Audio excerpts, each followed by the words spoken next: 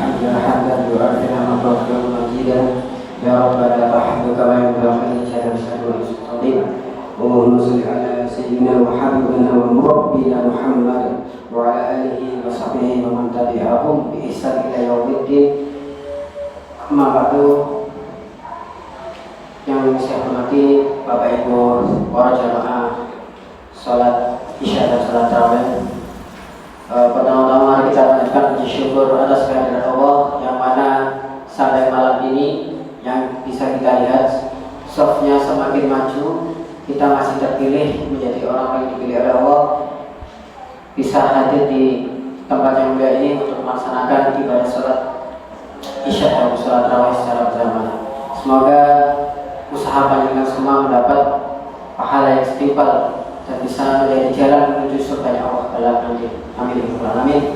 Salawat serta salam tetap tercurahkan kepada junjungan Nabi Muhammad SAW beserta para keluarga, sahabat dan para penerusnya. Jamaah salat Isya dan salat tarawih dimuliakan oleh Allah. Di bulan Ramadan ini banyak sekali keistimewaan yang kadang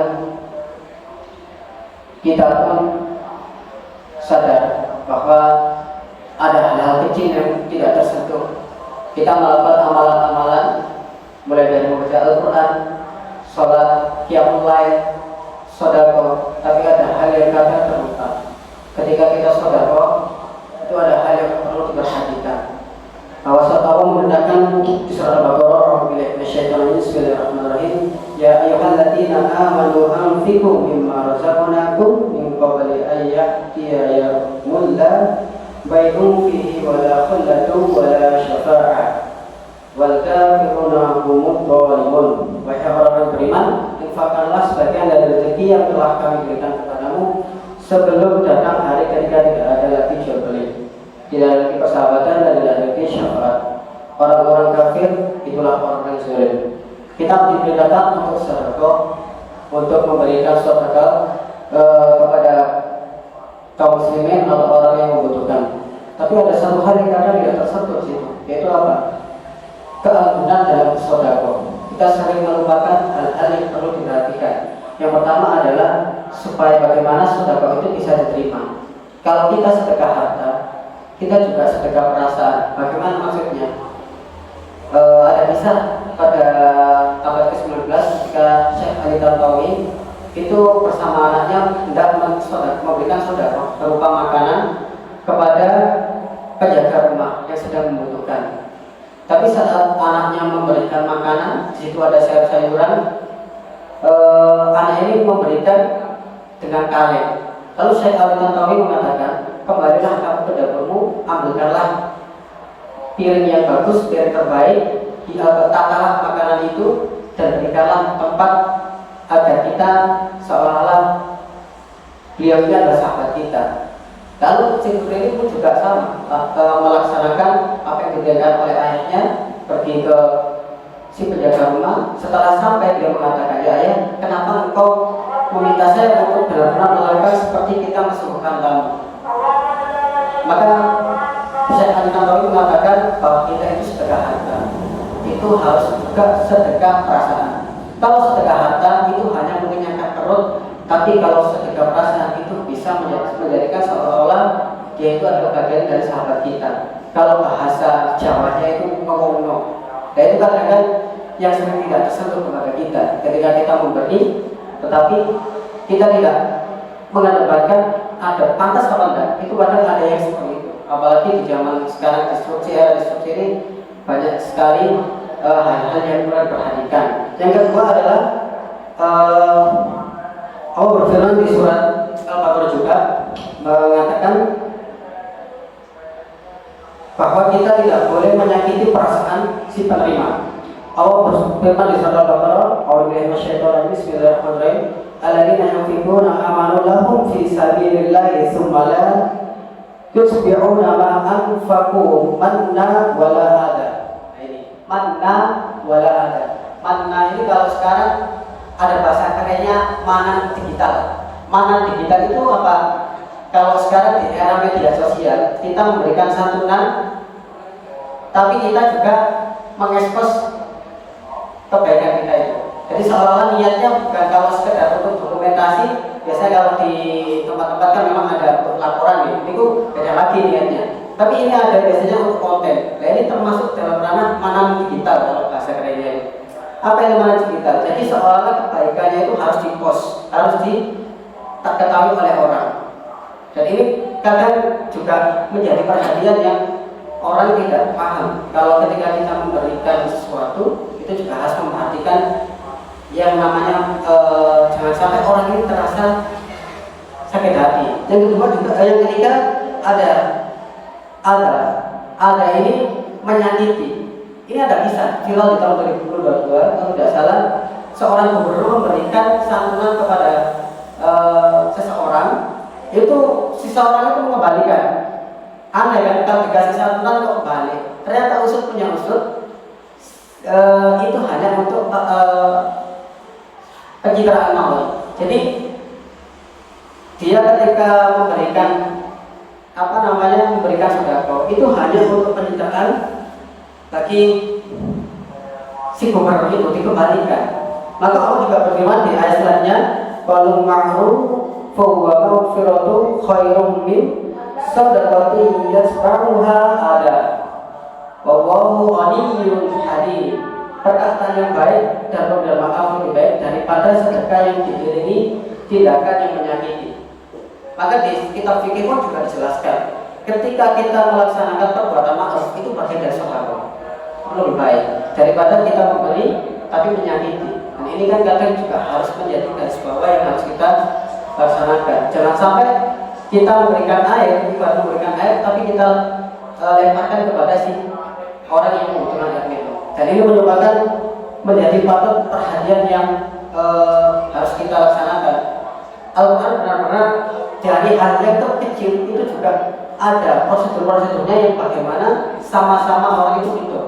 Jadi yang dikasih, yang memberi hidup, yang dikasih juga senang. Nah itu tujuan Al-Quran harus kita perhatikan. Yang pertama adalah adab harus kita perhatikan. Yang kedua, jangan sampai kebahagiaan itu menjadi pemberian yang sia-sia. Yang ketiga, jangan sampai pemberian itu menjadi menyakiti orang lain. Inilah yang perlu kita perhatikan, kita muhasabah. Semoga apa yang bisa kita berikan kepada orang itu bisa bermanfaat. Karena sedekah itu termasuk bentuk dari manusia yang bagian dari kata Rasul, al-ulya khairun min as-sufla. Jadi tangan di atas itu lebih baik. Kalau bisa Muhammadiyah itu selalu menekankan prinsip memberi daripada meminta, dan itu pun kita harus terapkan sampai hari ini. Kalau tidak bisa dengan harta, dengan ilmu. Kalau tidak bisa ilmu, dengan harta. Kalau tidak dengan harta, maka kita dengan ilmu. Itulah yang diajarkan oleh para pendahulu dan ulama-ulama kita. Semoga yang sedikit ini bisa menjadi manfaat dan bisa menjadi motivasi untuk terus melakukan sedekah tanpa melupakan adab sedekah diiringi dengan keampunan. Itulah berbahaya untuk yang bisa saya sampaikan. Jika ada yang salah, datanya dari saya. Jika ada yang benar, datanya dari Allah SWT. Mari kita tutup dengan bacaan doa kafaratul majelis. Subhanallah.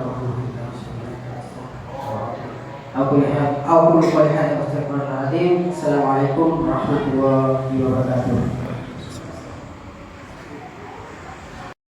Atas hukum tahu salat, monggo yang masih ada senggang bisa maju, kita rapatkan sofnya, karena merapatkan sof merupakan titik sempurna salat.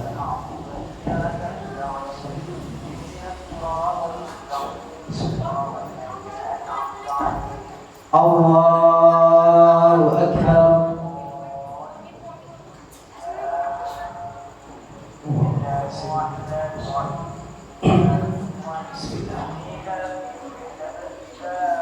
Alhamdulillahi Rabbil Alamin, Ar-Rahmanir Rahim, Maliki Yawmiddin.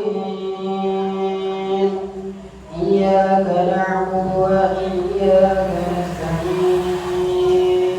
Ihdinas siratal mustaqim, siratal ladzina an'amta 'alaihim ghairil maghdubi 'alaihim waladdallin.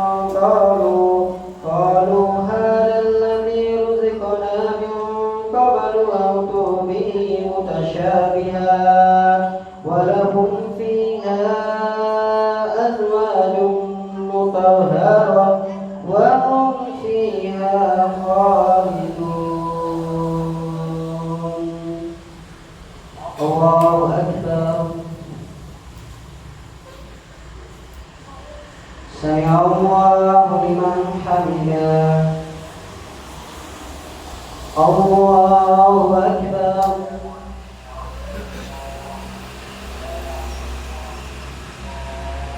الله أكبر. الله أكبر.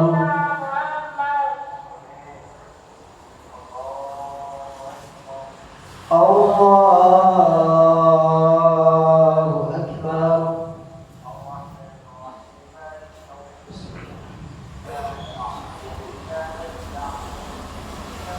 الحمد لله رب العالمين الرحمن الرحيم مالك يوم الدين إياك نعبد وإياك نستعين اهدنا الصراط المستقيم صراط الذين أنعمت عليهم غير المغضوب عليهم ولا الضالين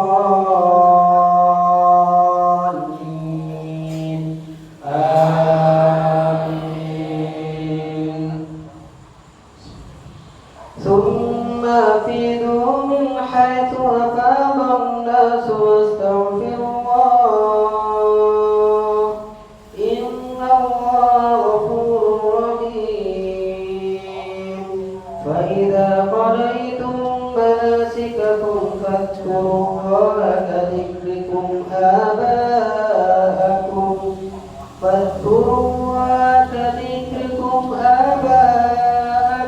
أو أشد ذكرا.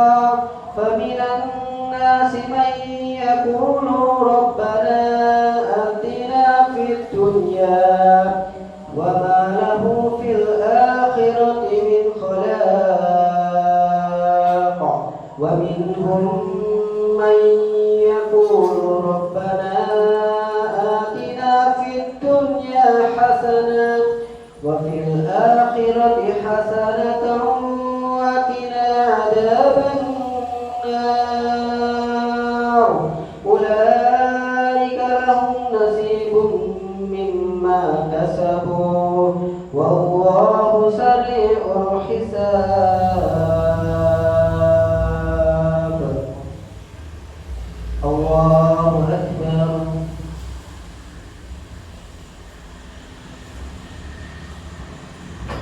سمع الله لمن حمده.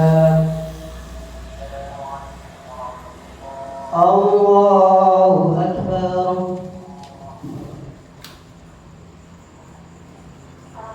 الله أكبر. الله أكبر.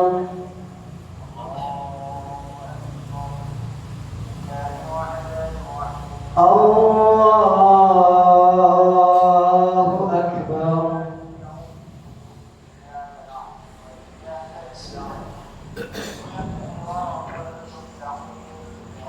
الحمد لله رب العالمين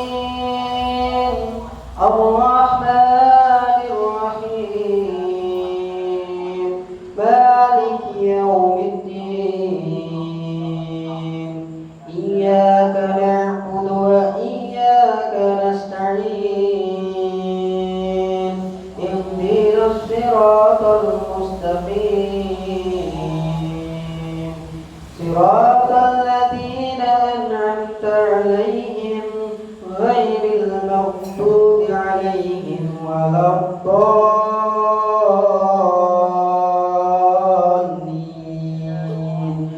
آمين.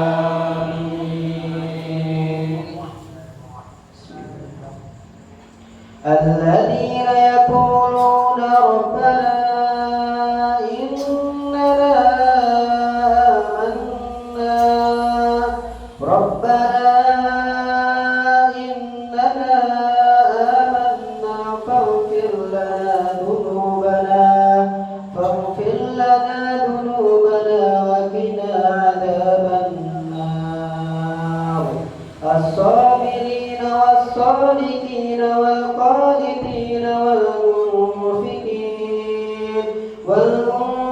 القانتين والمستغفرين بالأسحار شهد الله أنه لا إله إلا هو والملائكة أولو العلم قائما بالقسط لا إله إلا هو العزيز الحكيم الله أكبر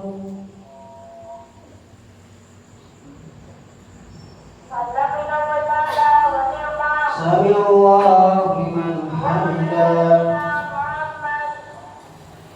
الله أكبر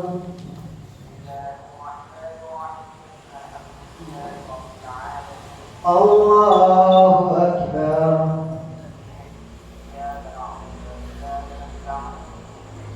الله أكبر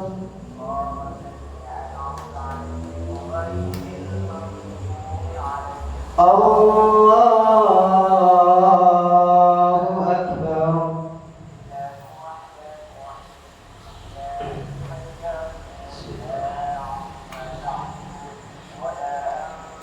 الحمد لله رب العالمين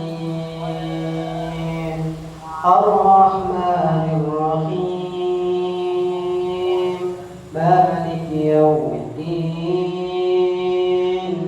إياك نعبد وإياك نستعين اهدنا الصراط المستقيم صراط الذين أنعمت عليهم غير المغضوب عليهم ولا الضالين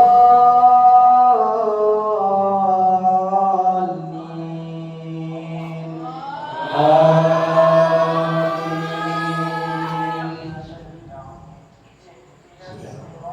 من جاء بالحسنة فله عشر أمثالها ومن جاء بالسيئة فلا يجزى إلا مثلها وهم لا يظلمون قل إنني هداني ربي إلى صراط مستقيم دينا قيما ملة إبراهيم حنيفا وما كان من المشركين قل إن صلاتي ونسكي ومحياي ومماتي لله رب العالمين لا شريك له وبذلك أمرت وأنا أول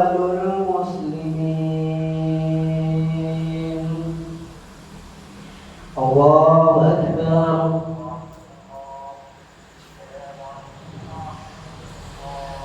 سمع الله لمن حمده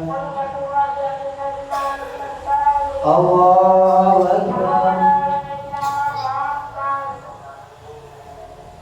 الله أكبر الله أكبر الله أكبر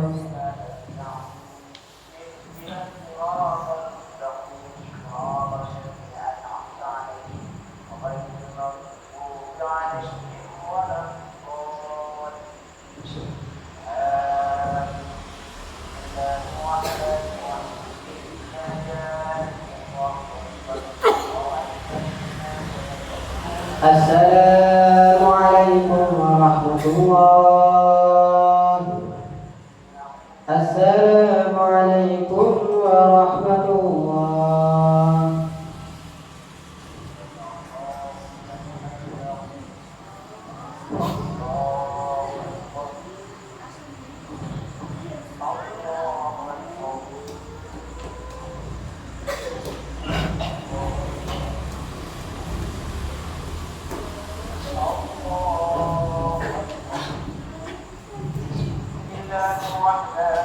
الله أكبر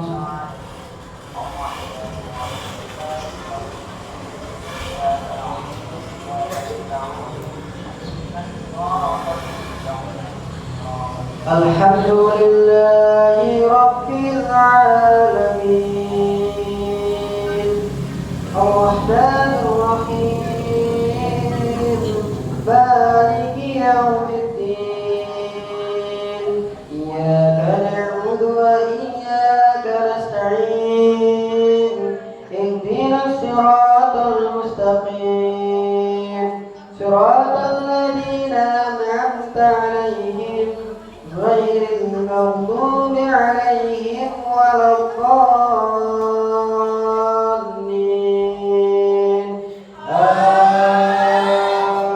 آمين. وعباد الرحمن الذين يمشون على الأرض هونا وإذا خاطبهم الجاهلون قالوا سلاما والذين يبيتون لربهم سجدا وقياما والذين يقولون ربنا اصرف عنا عذاب جهنم إن عذابها كان غراما إنها ساءت مستقرا ومقاما والذين إذا أنفقوا لم يسرفوا ولم يقتروا وكان بين ذلك قواما. الله أكبر. سمع الله لمن حمده. الله أكبر. الله أكبر. الله أكبر.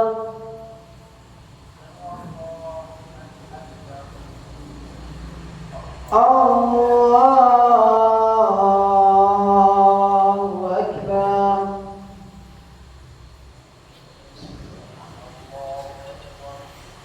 الحمد لله رب العالمين الرحمن الرحيم مالك يوم الدين إياك نعبد وإياك نستعين اهدنا الصراط المستقيم صراط الذين أنعمت عليهم غير المغضوب عليهم ولا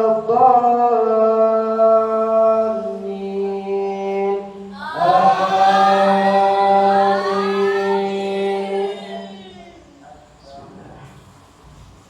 والضحى والليل إذا سجى ما ودعك ربك وما قلى وللآخرة خير لك من الأولى ولسوف يعطيك ربك فترضى ألم يجدك يتيما فآوى ووجدك ضالا فهدى ووجدك عائلا فأغنى فأما اليتيم فلا تقهر وأما السائل فلا تنهر وأما بنعمة ربك فحدث. الله أكبر.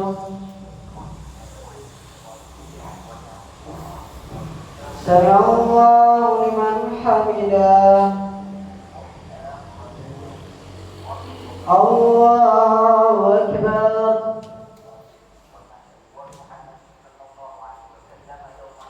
الله أكبر.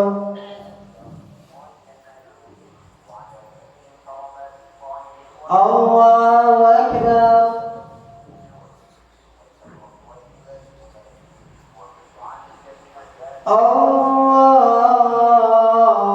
الله أكبر.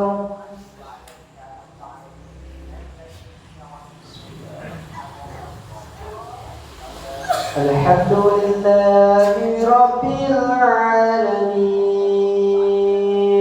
الرحمن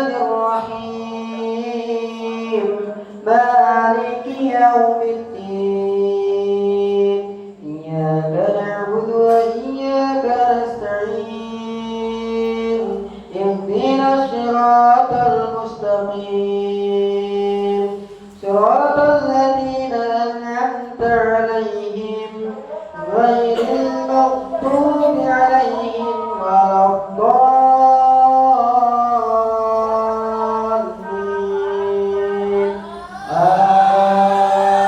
آمين.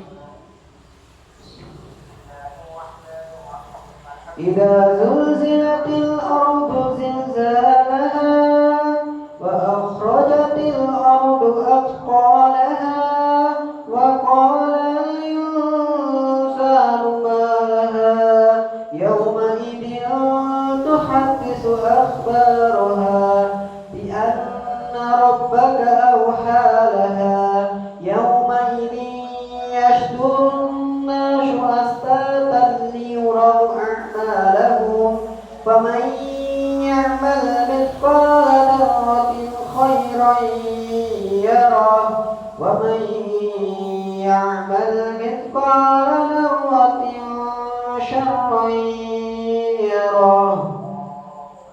الله أكبر.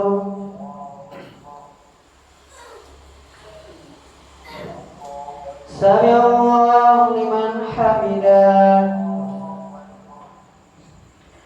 الله أكبر.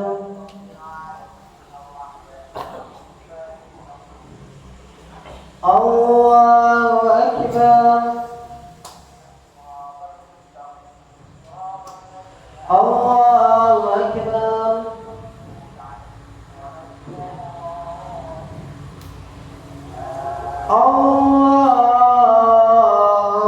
الله أكبر.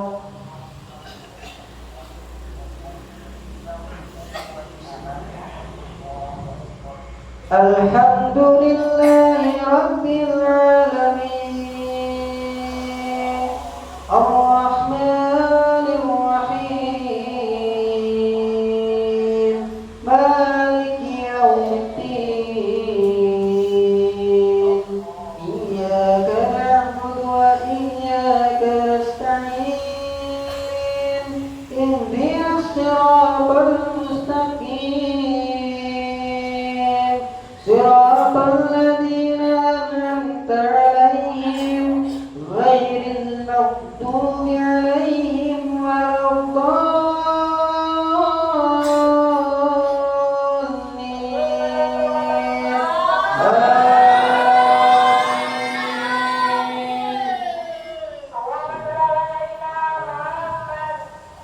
ألم تر كيف فعل ربك بأصحاب الفيل ألم يجعل كيدهم في تضليل وأرسل عليهم طيرا أبابيل ترميهم بحجارة من سجيل فجعلهم كعصف مأكول. الله أكبر.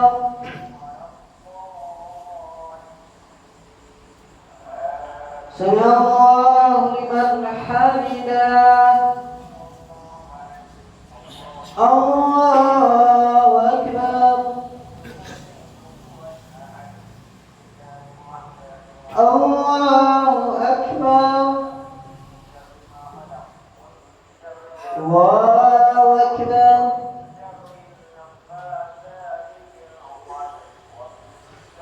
الله أكبر.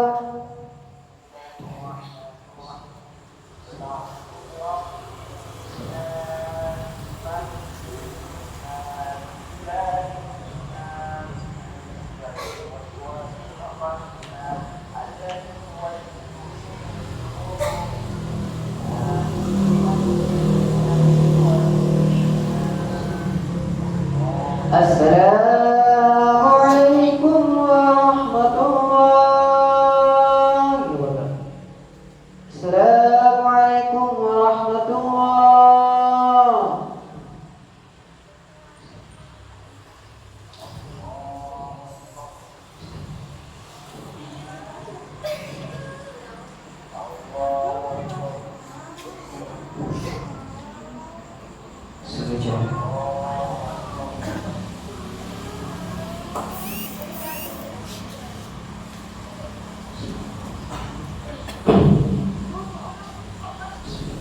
الله أكبر.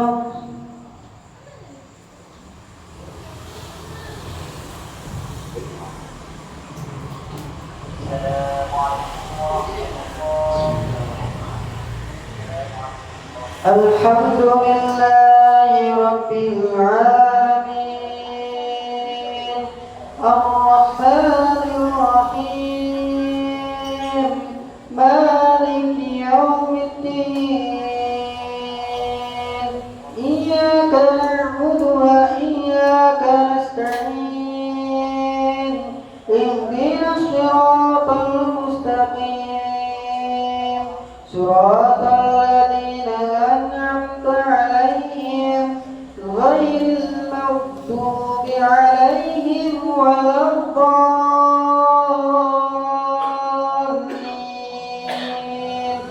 آمين.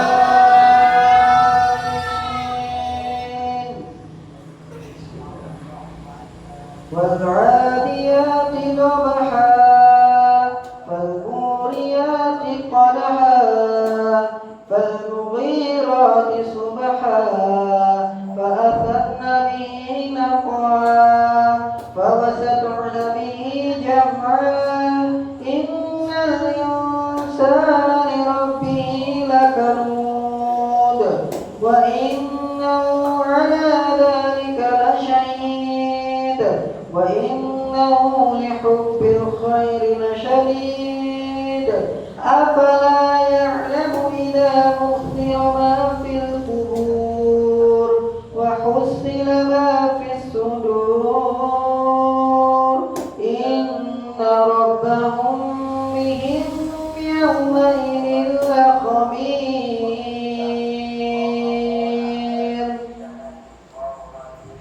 الله أكبر.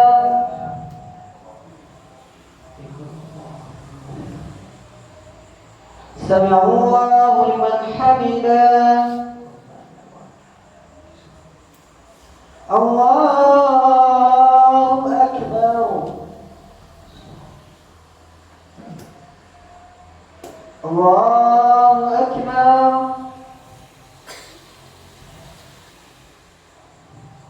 الله أكبر.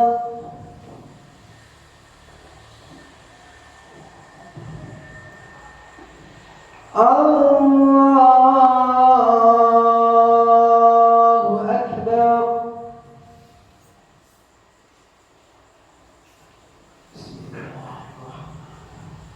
الحمد لله رب العالمين الرحمن الرحيم مالك يوم الدين إياك نعبد وإياك نستعين اهدنا الصراط المستقيم صراط الذين أنعمت عليهم غير المغضوب عليهم ولا الضالين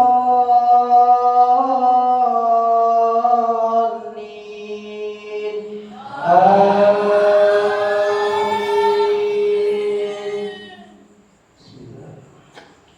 قل يا أيها الكافرون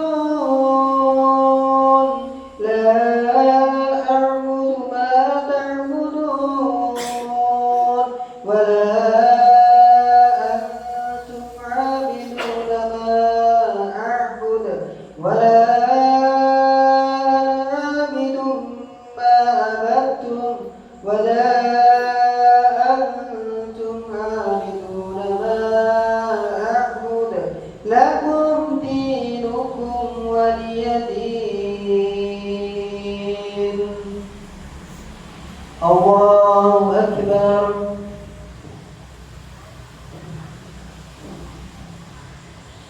سمع الله لمن حمده.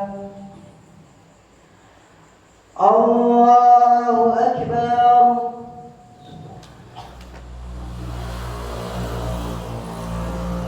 الله أكبر.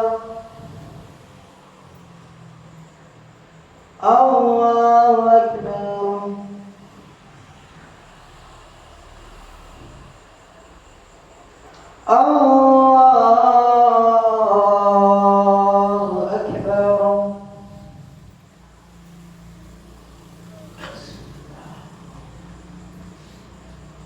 الحمد لله رب العالمين الرحمن الرحيم مالك يوم الدين إياك نعبد وإياك نستعين اهدنا الصراط المستقيم صراط الذين أنعمت عليهم غير المغضوب عليهم ولا الضالين آمين.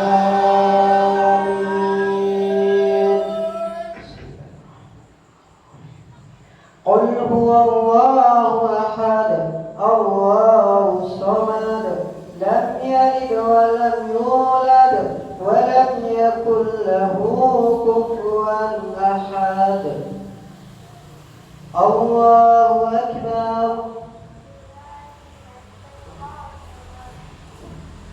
سمع الله لمن حمده.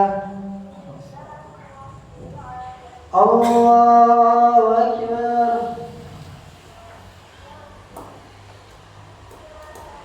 الله أكبر. الله أكبر.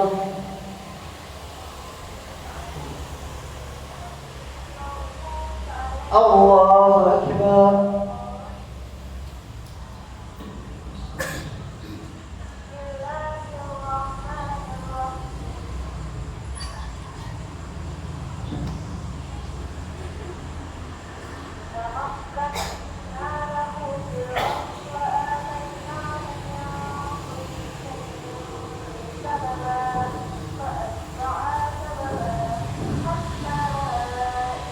السلام عليكم ورحمة الله.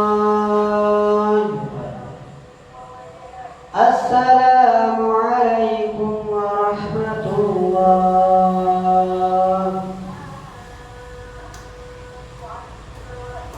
Subhanallah, Subhanallah,